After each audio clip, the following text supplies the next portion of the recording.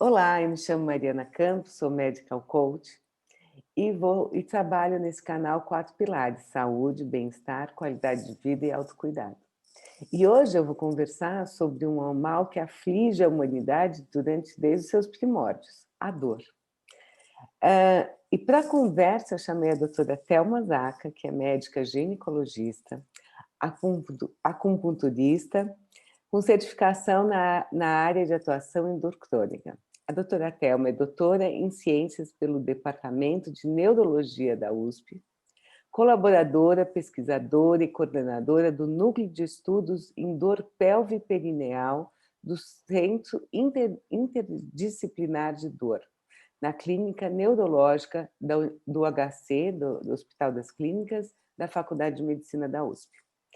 É presidente do Comitê de Dor da Associação Paulista de Medicina, a APM, membro da Sociedade Brasileira do Estudo da Dor e presidente do Comitê de Dor Urogenital da Sociedade Brasileira de Estudo da Dor. Doutora Thelma, muito obrigada pela confiança, pela sua disponibilidade e pelo carinho em aceitar meu convite. Seja bem-vinda. Mariana, obrigado. Foi um prazer receber o seu convite e aceitá-lo. Então, a gente está aqui hoje para conversar um pouquinho sobre dor e todas as suas, todas não, mas uma parte das suas nuances. Doutora Thelma, para a gente falar de dor, eu queria primeiro convidar você a me explicar os diversos tipos de dor possíveis aí que a gente vai começar a falar. Então, olha só, Mariana, quando a gente pensa em dor, existe uma definição que é da Associação Internacional de Estudos para a Dor, da qual a SBED é um capítulo, né? Que diz que dor é uma experiência sensitiva e emocional desagradável. E é mesmo, né? A dor está linkada a uma lesão ou a uma lesão potencial, né? E que envolve sentimentos do tipo ansiedade, depressão, angústia. Se essa dor se prolonga, às vezes gera uma hostilidade, a pessoa fica hostil, irritada. Então, dentro deste, ou melhor, com este conceito, também se classificou a dor. Então, existem alguns tipos de dor e não são muitas. Então, nós falamos da dor nociceptiva, que é aquela dor linkada a uma lesão, realmente, a um processo inflamatório.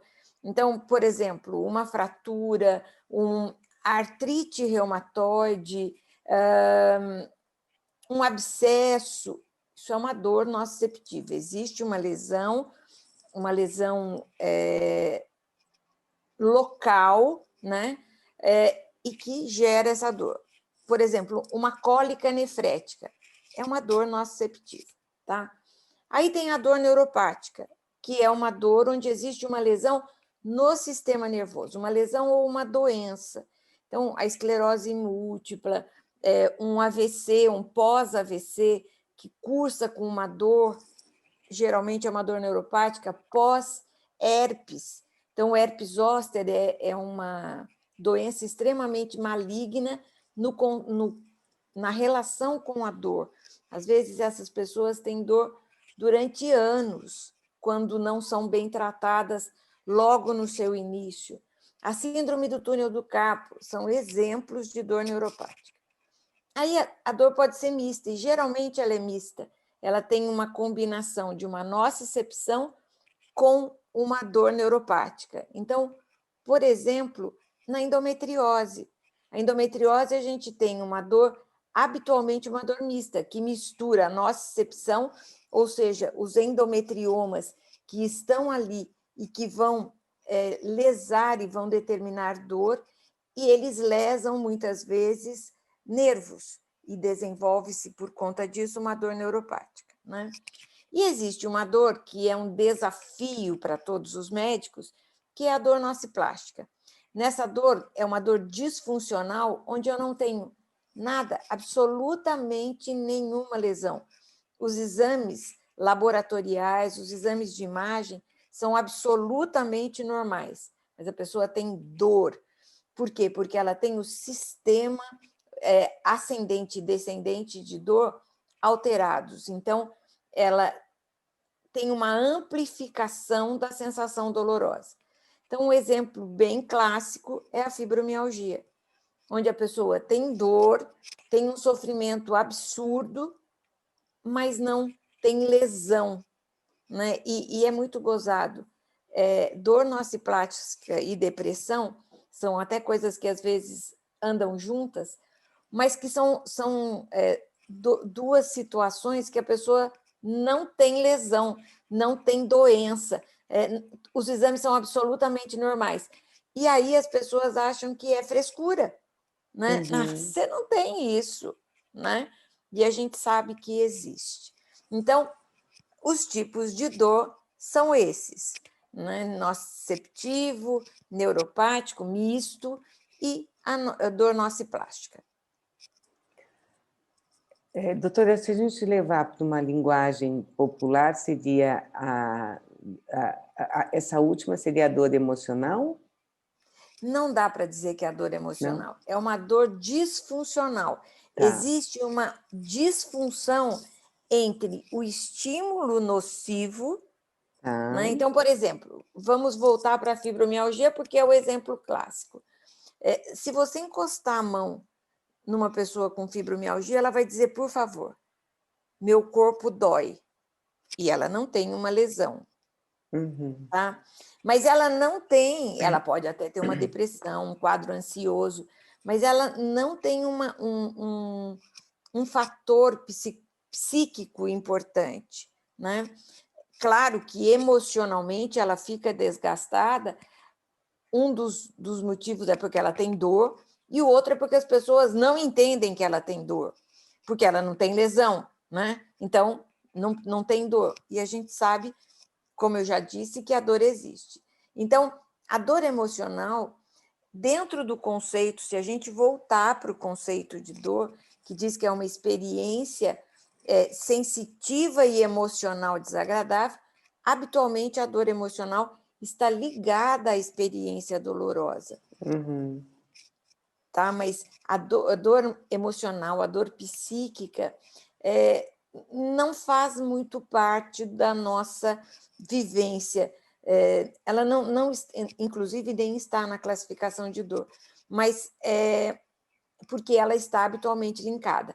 Pensa uma pessoa que tem uma dor lombar, né? E uma dor lombar inespecífica, e eu costumo dizer, eu e a literatura, que 95% da população ou teve, ou tem, ou terá uma dor lombar.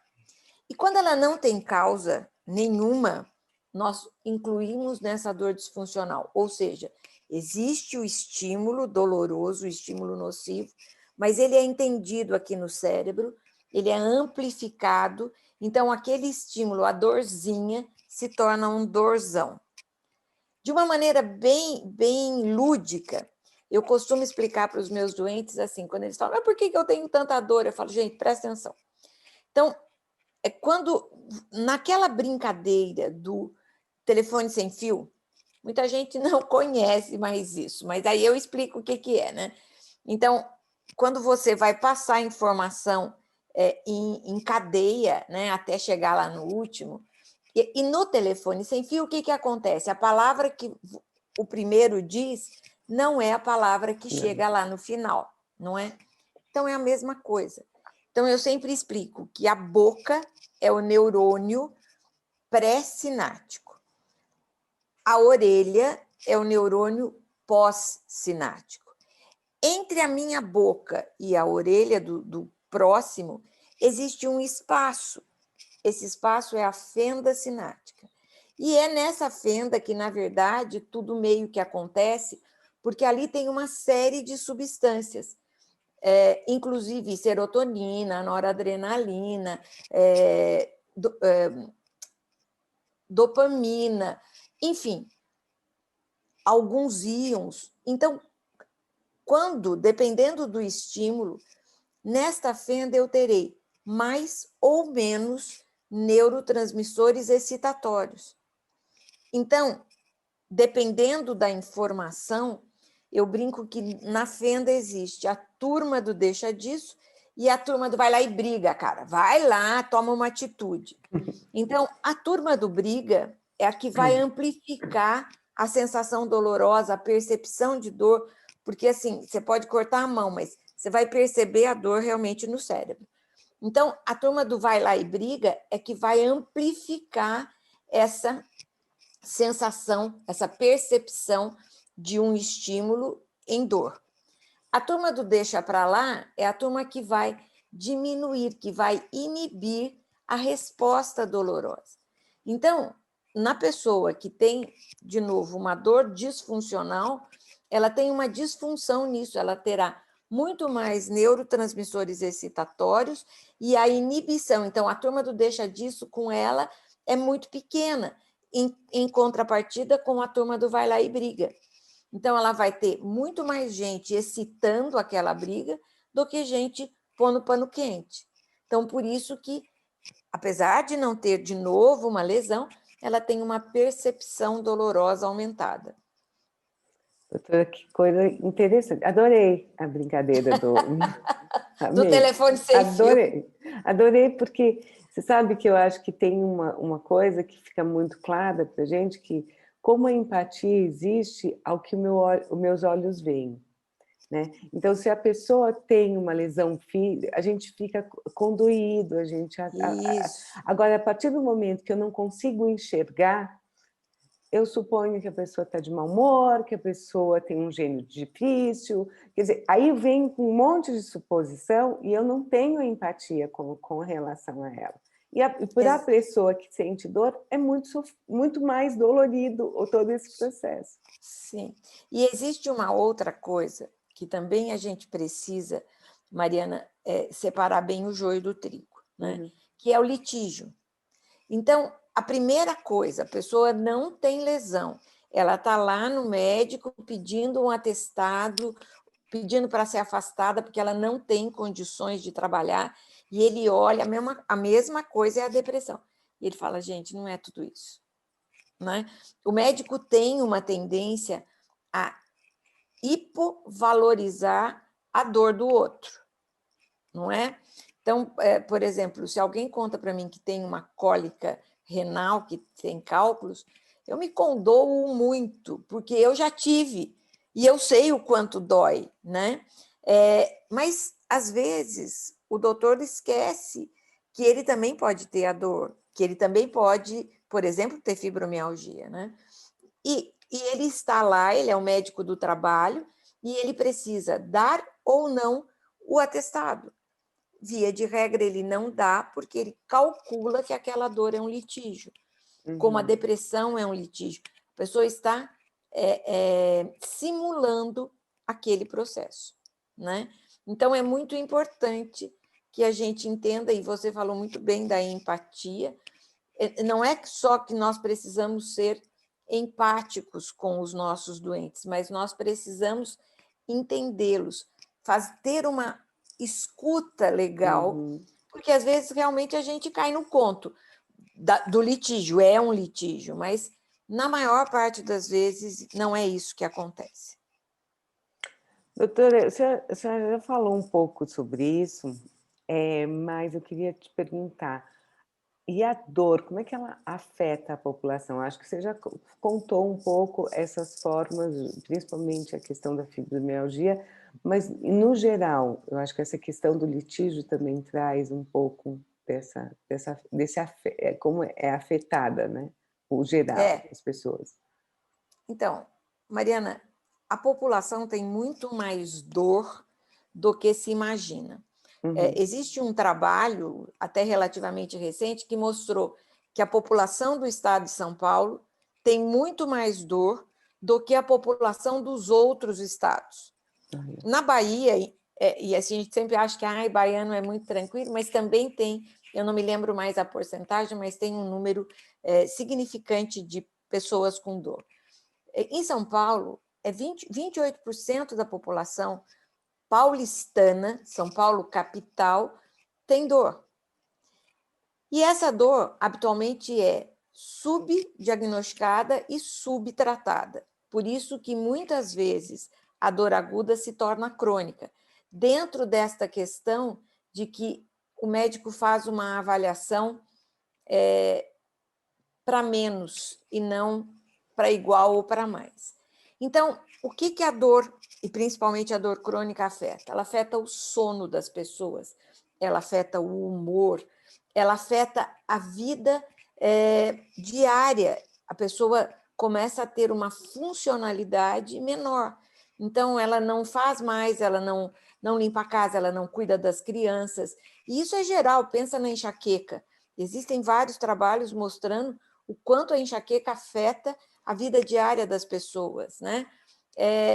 Ela não tem lazer, né? Aí vamos ao cinema, mas não vou, porque eu vou sentar, vai doer, eu vou ficar incomodada, eu vou querer sair no meio do filme, ela não vai a uma festa, e se vai, eu sempre digo que ela se torna o centro da festa, porque as pessoas deixam de colocar um nome dela, né? E não é Sofia, como é que você está? Como está a sua dor? Né? A dor passa a ter um papel social muito importante. O absenteísmo, ela falta muito ao trabalho e, com isso, ela tem um risco maior de ser mandada embora. A vida sexual dela vai para o espaço, dela ou dele, porque tem dor, né?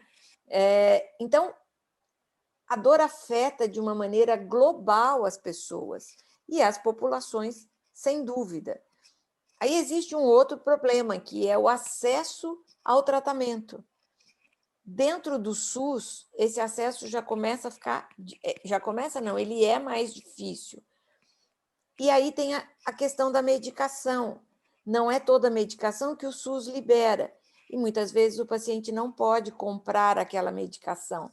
Então, é um problema que afeta realmente a humanidade e ele é muito mais amplo do que a gente imagina ou do que a gente tem conhecimento. E, doutora, os aspectos, você falou de São Paulo, falou da Bahia, então, assim, eu queria perguntar, aspectos culturais e sociais interferem na dor também?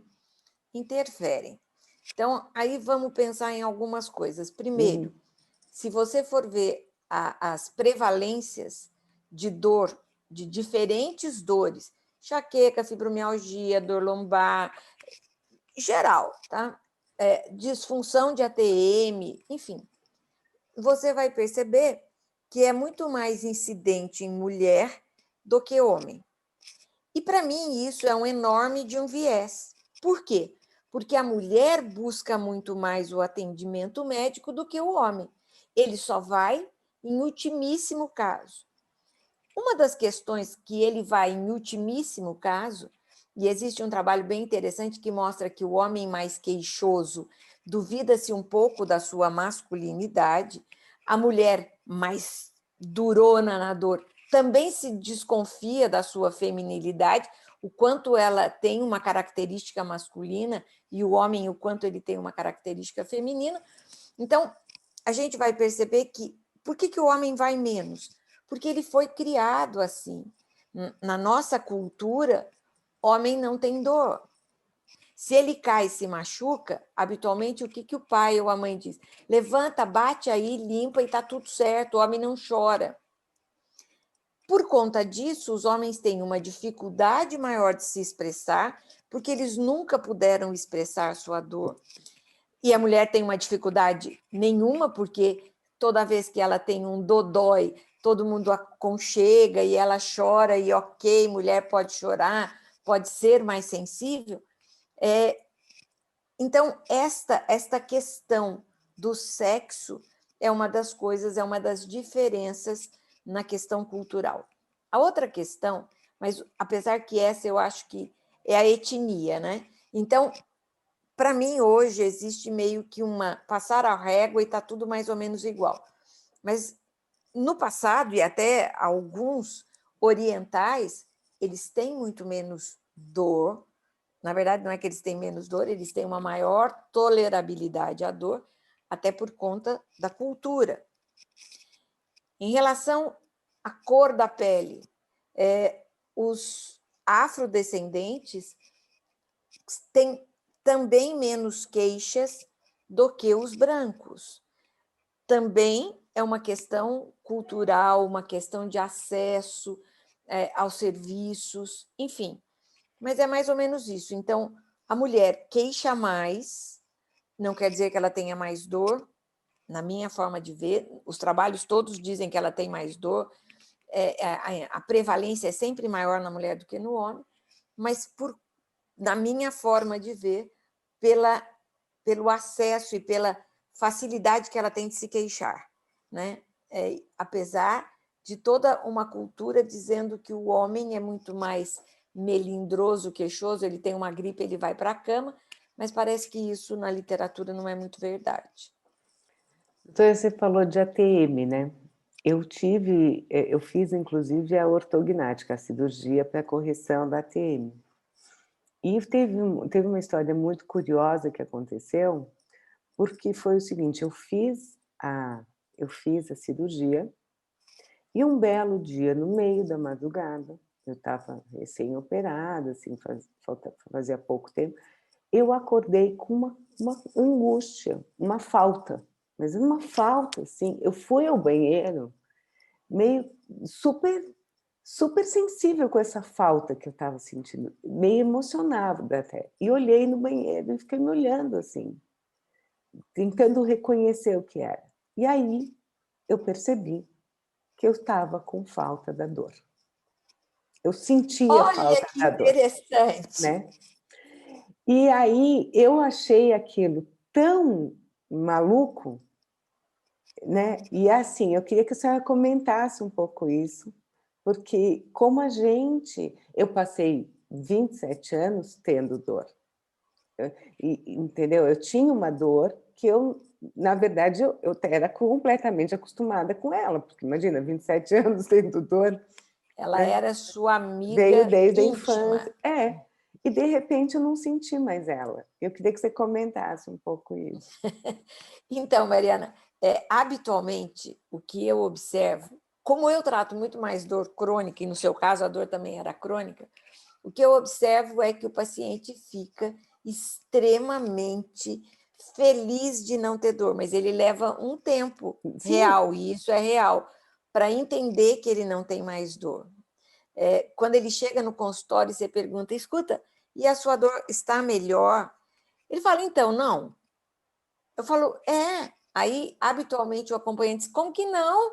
Você está fazendo isso, fazendo aquilo, fazendo... Então, existe um delay entre entender que o indivíduo tem menos dor e depois que ele não tem dor, para um estado, uma qualidade de vida melhor, né? O que aconteceu com você, habitualmente, é uma coisa que a gente observa com o paciente oncológico. Quando ele descobre que ele tem um câncer, ele põe na cabeça que ele é terminal, né? E que ele vai morrer. E, habitualmente, ele chama a família, ele divide as coisas, ele conta coisas que ele jamais contaria. E aí ele não morre. Ele fica curado. E é um enorme de um problema, porque aí ele já fez, ele já contou que tinha um filho extra, que traiu a mulher em não sei que momento, enfim. E aí existe um problema maior ainda. Mas, olha, esse seu relato é um relato muito interessante, porque habitualmente ninguém disse para mim nessas palavras, né? Eu tinha uma angústia, porque faltava alguma coisa. E o que faltava era a dor. O que eu observo, via de regra, é isso. Existe uma dificuldade para entender que não tenho mais dor. Uma dificuldade para parar de tomar o remédio, mas eu posso parar de tomar o remédio?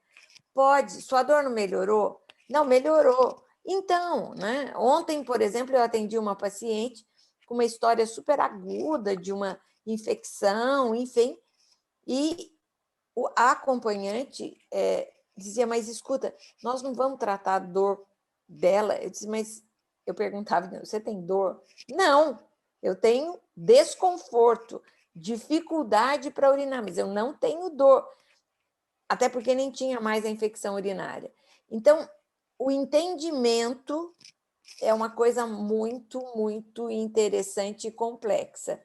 Mas, olha, foi muito interessante você compartilhar essa sua angústia. E foi interessante, porque aí, quando eu me dei conta que eu não tinha mais a dor, eu fiquei emocionadíssima. Eu falei: "Gente, que coisa linda que aconteceu, eu não tenho mais".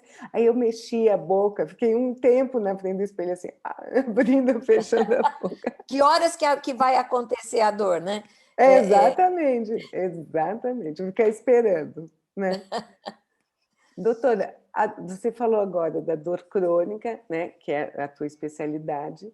Então, a dor crônica, normalmente, ela é decorrente de um ela acontece com mais, constância, é isso? Diferenciando da dor aguda? Então, vamos pensar qual é a diferença das duas. Na Uhum, verdade, elas se diferem pelo tempo. Nós costumamos dizer que a dor aguda é uma dor geralmente relacionada a uma lesão, a um pós-cirúrgico, a um tumor, enfim, a uma fratura, a um entorse. E ela dura, na classificação, até 3 meses. E a dor crônica é aquela dor que dura, que se perdura por mais de 3 ou 6 meses, isso aí depende da literatura. Então, na dor crônica, habitualmente, eu não tenho mais a lesão. E nós temos um hábito de entender a dor crônica como doença.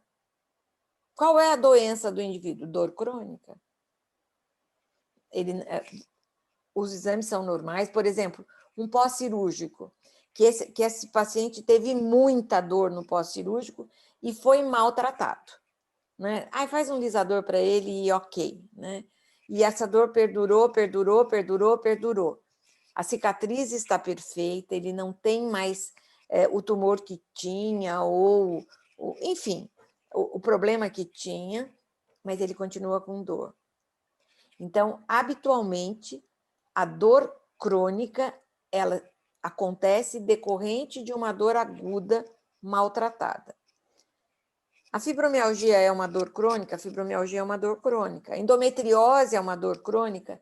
Também é uma dor crônica. A endometriose muitas vezes começa com episódios e a dor crônica e episódios de cólica só no período menstrual, e a dor crônica vai muitas vezes acontecer, essa cólica permanece ao longo do mês. Ela tem até um período de piora menstrual e depois ela melhora. A fibromialgia não tem nem piora, nem muita melhora, não tem muita relação com o ciclo menstrual, mas a dor acontece independente da lesão e ela se cronifica anos, 6 anos, 10 anos, 15 anos. E uma das questões é, de novo, o subdiagnóstico e o subtratamento, né? Então, é essa diferenciação entre tempo, né, aguda até 3 meses, depois disso, dor crônica, e na dor crônica, nós não encaramos a dor como um sintoma, encaramos a dor como uma doença. Doutora, como que o estresse se relaciona com a dor? Ah, boa pergunta, Mariana. Então, nós temos fatores de melhora e fatores de piora da dor. O estresse habitualmente é um fator de piora. Então, o paciente que, ao ficar estressado, ele fica mais ansioso, agitado, inquieto, ele dorme mal. Tudo isso reflete na dor. E a questão do sono é uma questão também importante. Quanto pior você dorme, mais dor você tem. Então, o estresse é um fator agravante e perpetuante da dor, Uhum. seja ela aguda ou crônica. Então, por exemplo, o indivíduo acabou de fazer uma cirurgia e recebe um diagnóstico de que ele tem um câncer numa fase avançada, ele vai precisar fazer químio, ele vai precisar fazer rádio e tem um tempo X de vida. Ninguém vai ficar de boa, né? Então, a pessoa vai ficar extremamente estressada, extremamente angustiada, e isso vai piorar qualquer tipo de dor que ele tenha. E os hábitos de vida, eles também se relacionam? Ixi, isso é muito importante também, Mariana. Habitualmente, as pessoas não têm noção do corpo e de como esse corpo se situa no meio, como ela senta, como ela fica de pé, como ela anda, a maneira que ela deita que ela dorme, né? Tudo isso são fatores de piora e de agravamento ou até de surgimento da dor. Então, você quer ver uma coisa interessante? As pessoas têm o hábito de ter travesseiros muito moles. Não que o travesseiro duro seja ok, mas travesseiro de pena, né? Eu, às vezes, tenho lá umas pacientes que chegam e eu pergunto, escuta, como é que você dorme? Ah, eu durmo de bruços. E ela tem uma queixa de cefaleia, de dor de cabeça. Como é que você dorme? Ah, eu durmo de bruços, mas sempre dormi de bruços. Ah, ok. Claro que isso é um fator, às vezes é a causa da dor. As outras vezes elas falam, não, olha, eu tenho, e eu pergunto, olha, e o travesseiro? Não, eu durmo de lado. Ah, ok, e o seu travesseiro? Ah, é um travesseiro molinho, e eu faço um pelotinho assim, encaixo na cabeça, e é ótimo. Eu falo, é ótimo para dor de cabeça. Então, todos estes hábitos precisam ser revistos e são revistos pelo médico de dor, porque tudo isso pode perpetuar, agravar ou fazer com que a dor apareça, né? Então, no caso do travesseiro, na maneira de dormir, se a pessoa dorme mal, agita as pernas, tem um sono leve, e ela descreve para você às 8h01, né? Não às 8, às 3h01, chegou o vizinho com uma moto barulhenta, ele faz isso todos os dias. Às 4h02, a criança do vizinho chorou. Então, ela tem um sono super leve. Tudo isso a gente precisa considerar. Como ela baixa, como ela senta, como ela usa o celular. Né? Essa coisa de ficar aqui com os 2 dedos, ou mesmo pega aqui e fica ali catando milho. A forma de sentar para ficar no computador, nesse período de pandemia, com a questão do home office, todo mundo foi para dentro de casa em situações não ideais. Não, a mesa não está na altura correta, a cadeira não é a mais correta. E aí o indivíduo tem dor. Né? Então, a questão dos hábitos, por exemplo, tem o povo que fala, não, mas eu faço musculação. Ah, e quanto você levanta de peso? Ah, uns 30 quilos, 40 quilos. Eu falo, você está fazendo curso para estivador? Porque não é esse o nosso hábito, não é? Tudo bem você levantar ali 2, 3 quilos. A ideia é que você fortaleça a musculatura, mas não 30, 40. Eu tenho uma paciente que desenvolveu uma dor lombar e pesquisa que pesquisa, e eu descobri que ela levantava 80 quilos na perna. Eu falei, minha amiga, você vai virar o quê, né? Pare de levantar o peso. Não, mas eu estou acostumada. Então, você também conversar e convencer a pessoa que ela precisa modificar os seus hábitos é um negócio complicado. Porque ela vai sempre dizer que ela sempre fez assim. Pode falar, Mariana. Uma forma que eu acho muito interessante, que a pessoa fala assim, eu tenho uma dor, assim, eu tenho até uma tontura. Eu tenho a dor e tenho uma tontura quando eu acordo. Aí eu normalmente pergunto, mas como é que você levanta da cama? Assim, ora bolas. Imagina, a pessoa está deitada, linda, e de repente ela acorda de sopetão, aí não tem muito saída, né? Ou tranco que ela dá no corpo para levantar, né? Exatamente. Uma outra coisa é o salto alto, né? E esses saltos altos, que não são plataforma na frente, a pessoa fica jogada para frente. Ela fica o tempo inteiro se equilibrando e haja a coluna, né? Então, aí quando você fala é a mesma, não, mas eu sempre usei isso. Eu falo, gente, tudo bem, mas se agora não tem uma dor, não, eu tenho, mas eu não sei. Eu atendi uma senhora agora, recentemente. Não, com uma dor no corpo todo, ela tem uma fibra, com dor lombar, com um sapatinho de salto, uma sandáliazinha de salto. Eu falei para ela, mas minha senhora, a senhora já pensou em usar um tênis adequado? Não, não, eu tenho que andar de salto o tempo inteiro porque eu tenho um encurtamento da perna, porque eu sempre andei de salto. Eu falei, ok, mas e fazer fisioterapia para a gente readaptar isso? Aí é um outro problema, porque a maior parte das pessoas, assim como eles não entendem a necessidade de uma psicoterapia, quando eles têm um quadro de dor, eles também não aceitam fazer fisioterapia. Não, não, mas eu não estou doente. Então, sempre é complicado. E na psicoterapia a pessoa sempre diz, você não estou louco. Eu falo, mas não está louco mesmo. Você, por conta da dor, você teve uma descompensação emocional e você precisa tratar isso, né? Eu sempre conto, Mariana, uma história de uma paciente que me procurou com fibromialgia. E aí, conversa daqui, conversa dali, o que tem, o que não tem, já tinha ido. Normalmente, o médico de dor, ele é o 10º, 20º a ser procurado. Essa paciente me procurou no HC. Conversa que conversa, ela já tinha passado por vários membros da equipe, por outros médicos. E aí, eu sempre faço uma pergunta que é assim, como foi sua infância? E ela me contou uma coisa assim dramática. Ela passou 8 anos da infância dela dentro de um guarda-roupa. Por quê?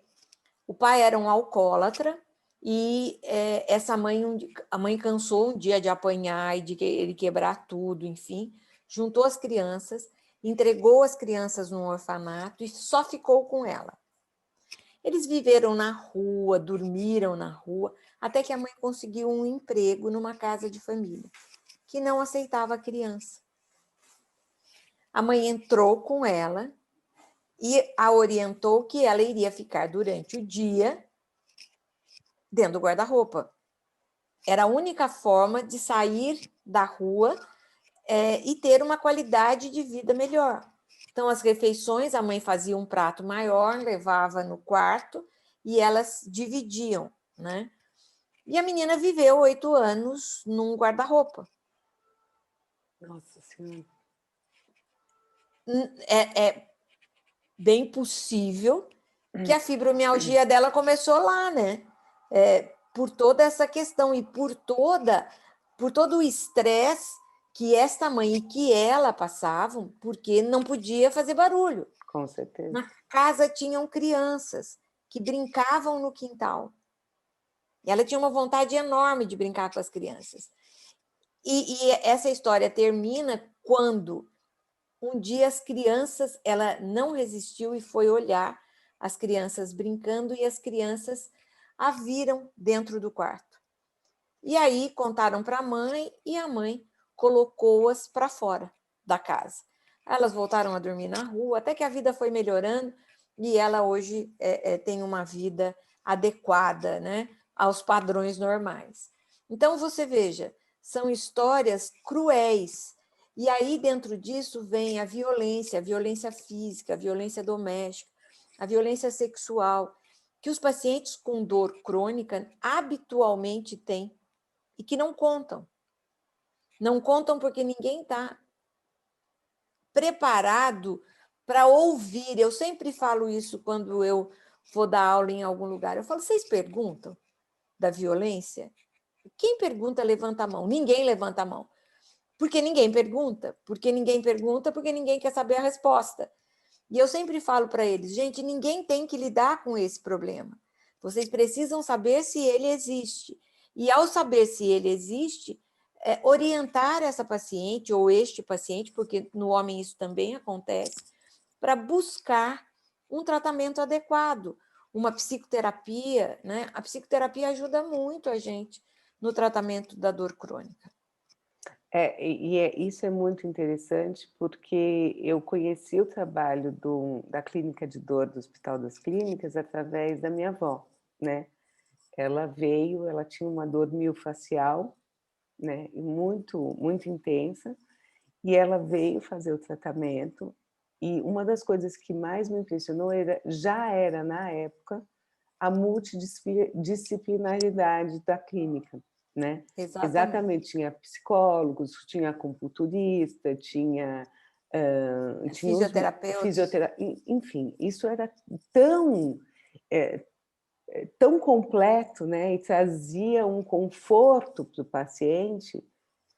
No caso da minha avó, ela levou um susto quando ela descobriu que ela tinha uma psicóloga. Ela já era de bastante idade, ela achou aquilo muito estranho, ter que falar sobre ela. Exatamente. Muito interessante.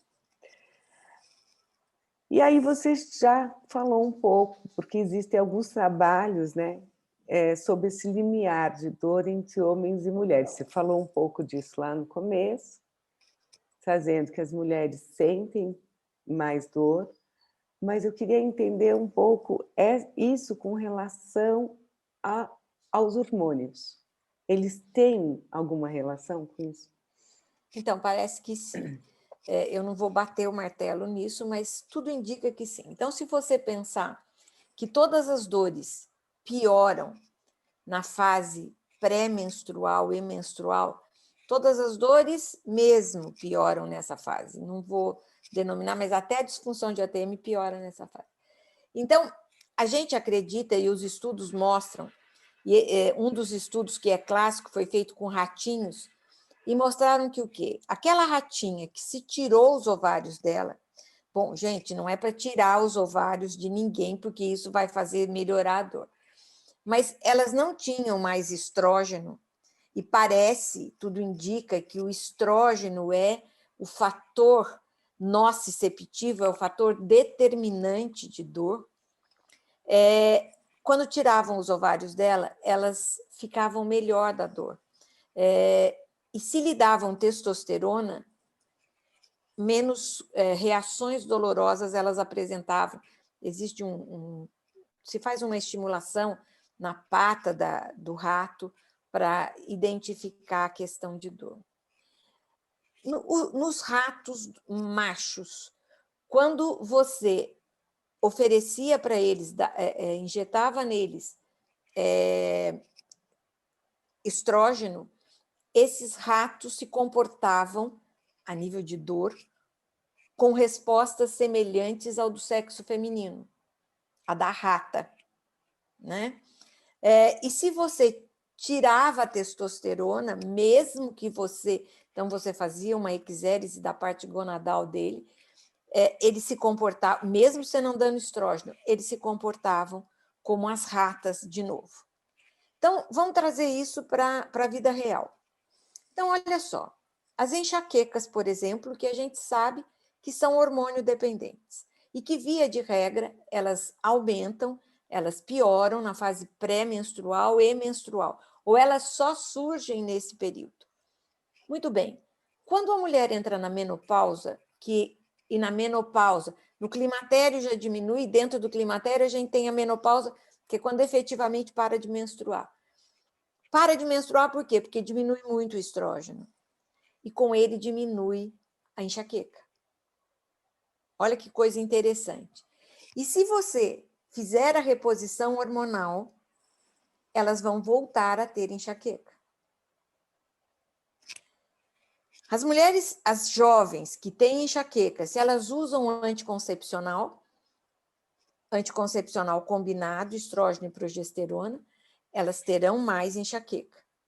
Aliás, o uso de anticoncepcional em mulheres com enxaqueca que tenham enxaqueca com aura é contraindicado, pelo aumento do risco de AVC, de derrame isquêmico. Muito bem. Então, esta é uma das comprovações.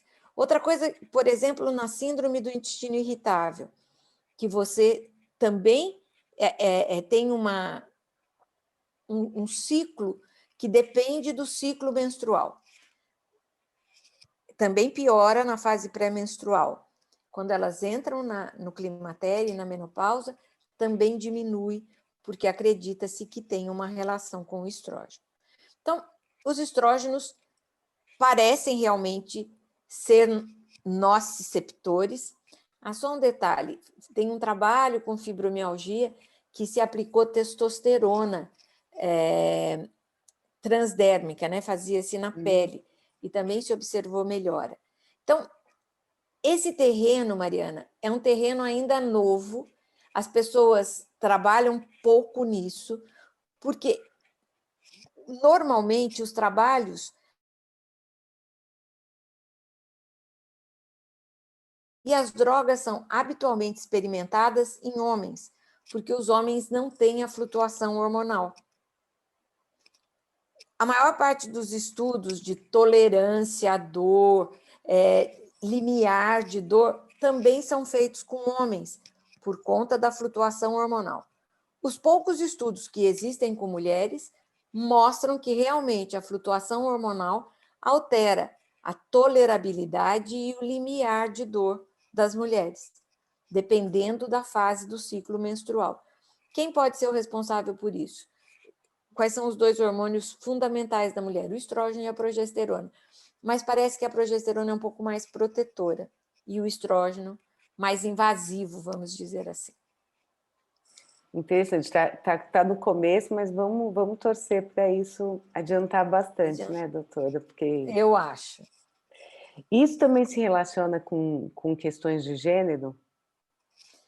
Então, se já era ruim, ou se já é ruim no sexo feminino, imagine no gênero. Existem pouquíssimos trabalhos, pouquíssimos. Mas dos poucos que tem, e a gente tem que pensar, por exemplo, no sexo masculino, que é um transgênero e que ele utiliza hormônios para ter características femininas. Ele se comporta como mulher na questão de dor. O limiar dele é menor, a tolerabilidade à dor é menor. O inverso também acontece. Aquela mulher que toma testosterona, ela também tem o seu limiar de dor alterado. Mas os trabalhos são poucos, e uma das questões que eu acho extremamente importante é a maneira como o médico e como a equipe de saúde entende a questão do gênero, né? O sexo feminino no gênero homem, o sexo masculino no gênero mulher. Às vezes existe uma tendência a ridicularizar, esses pacientes às vezes são retirados de um trabalho que está em andamento, porque não se entende muito bem o comportamento doloroso deles. Então, também é um grande desafio. Eu tenho feito algumas propostas para alguns colegas para a gente começar a avaliar esses doentes, né? Porque eles são dignos de tratamento adequado.